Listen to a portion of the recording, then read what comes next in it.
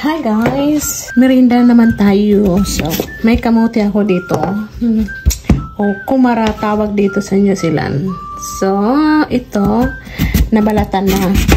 So, ginawa ko, i-slice ko ng ganyan para medyo hindi naman masyado malaki. So, ang next, i-peeler. So, para pantay yung kanipis niya. Tapos, diba? Yan, manipis siya masyado. Ingat lang po tayo sa peeler ha.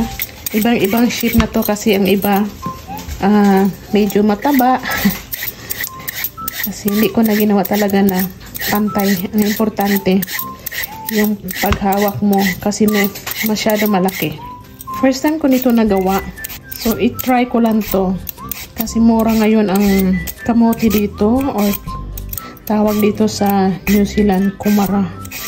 Tapos na yan, nilagyan natin ng flour.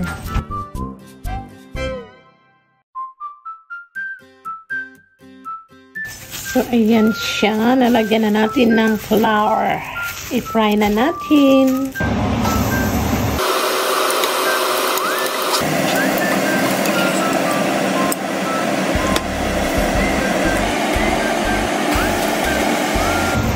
So, madali lang para na tayong may chips. O, diba?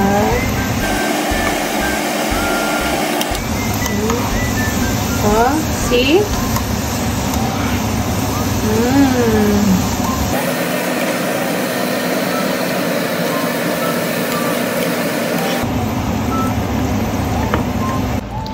So, yan na guys. So, tingnan nyo nagawa ko. Tapos, kung gusto mo maglagay ng cheese powder, pwede ka maglagay.